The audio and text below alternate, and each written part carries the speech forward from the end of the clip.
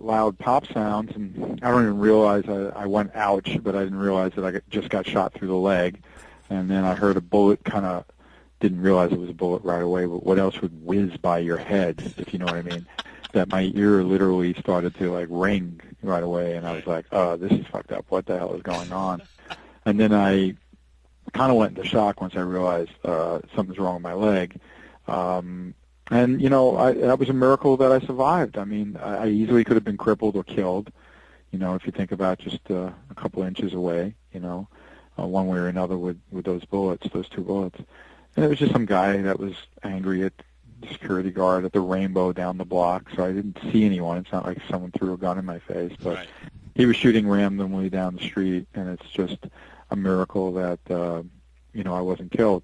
Because, some people go oh, bad luck, why were you there? You know what I mean? But you think about it, well, where I was exactly where I was supposed to be. Great luck, yeah, exactly. So, I was very, very pleased, obviously, that I was so lucky that this wasn't going to be, something really horrible for my health. It did hurt my leg a little bit that I needed a meniscus surgery, which a lot of, sport people get. You twist your knee or something like that. But either way, I was going to survive it just fine. But I was, kind of sitting around with the guitar a few weeks after it happened, and I just happened to, started playing those chords and singing I'll Survive, and I knew I already had probably my first song for BK3. Didn't know it was going to be called BK3, but, I already knew, and it was one of the first things I worked on with Jeremy once we started getting together to write throughout 2004 and 5. Yeah, it's an excellent song, and I just wanted to hit on that because I know it kind of holds a special place. And like I said, a lot of your fans and folks listening will definitely realize where that came from.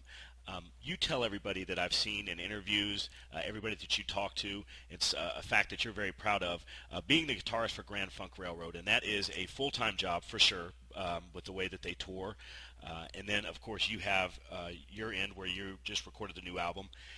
I want to give you a break, and you definitely deserve one, Bruce, but if Grand Funk Railroad, if you get a little sliver of action in that schedule where you get a little break there, could we see some tour dates behind BK3? Well, to be honest, Grand Funk only takes up really about a third of my year, if that, because we only do 35 or 40 shows a year.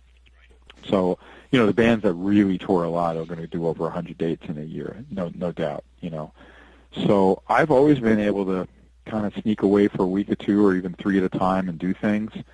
And I'm obviously open to anything. I don't know exactly. I could tell you now that I noticed that the phone and the Internet, I've been getting more interesting things coming in that I think the payoff has been all this attention towards this record and the buzz being really strong for it.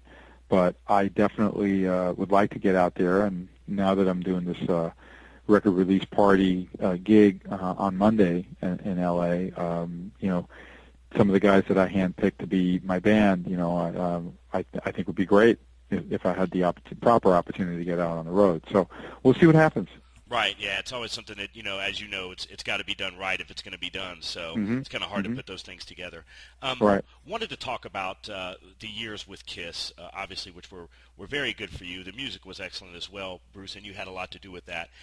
Some of the ex-members of KISS have a relationship that's not so great. The Bruce Kulick relationship with KISS always seemed very warm. Obviously, you're still in touch with Eric and Gene. They're on the record, but are you still good friends with all of those guys? I like to say I'm still part of the family. It was wonderful when I got to finally. I never saw Eric actually live in the makeup with the band, but I went to the Anaheim show here in L.A. back in November, and it was terrific. And there I was, backstage. I actually shared a lot of kind of funny pictures on my website. Stuff like where they keep the guitars and where the roadies hang out, and some of those kind of things. But, look, Paul, we still speak, and he's done the fantasy camp before that I've worked at a lot. And obviously, Eric I work with, we tour. I'm even friends with Tommy, even though, Tommy's he's got the guitar role, which since he's the spaceman and doing Ace's thing, I think he's really appropriate and does a great job at it. So I miss the guy, I miss being in the band, but I still feel like I wave the flag and I'm still part of the whole Kiss thing. Right, and you do it very well, Bruce. Want to ask you a question that's kind of tied into that point blank. Does Kiss belong in the Hall of Fame, Bruce? Oh, I absolutely do think they belong. I know kind of from what I've read about the people that decide that it will be a long shot always, because even though they got mentioned this time, I remember reading this Rolling Stone article talking about it and how they were talking about who gets mentioned and who might get in, and it was apparently pretty controversial, the whole concept of having Kiss in it. So as soon as I saw that, I was like, wait a minute, if that's controversial, how the hell are they going to make it? You see what I mean? Right, exactly, yeah.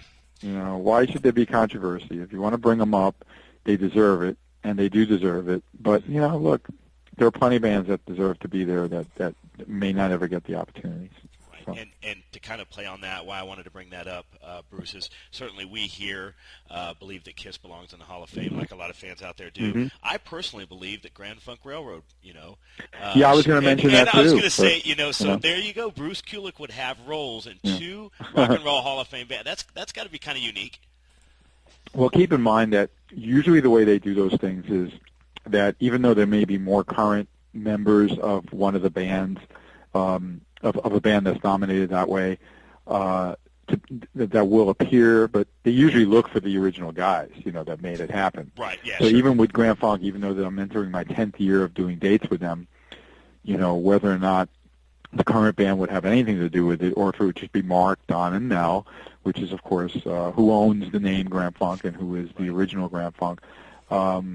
I wouldn't even care if I was just there in the crowd. I've worked with Mark, actually, at the fantasy camp, And even though at first it was a little odd when we met, and I kind of repaired that rather quickly by letting him know that I'm there to help, and Sure. And I don't want you to think I'm competing with you. I have a lot of respect for you. I'm here because of 12 years in Kiss. I'm not here because I'm in Grand Funk, And then we worked beautifully together. He asked me to play acoustic guitar with him for the Howard Stern show when we were promoting, the fantasy camp and everything. Yeah. It's funny, Howard never got a hold of that little thing. There's Mark, and then I'm quietly playing acoustic guitar for your captain, but I'm like his current guitar. I said something to Howard about it actually when I left because I've met him before and I really dig his show. I grew up in New York and the whole thing, but it's a funny business. What can you say? Yeah. I was going to say, at the very least, you could say, whenever a Hall of Fame, these two Hall of Fame bands, whenever they went to go to tap into another guitarist, it was Bruce Kulick. So I think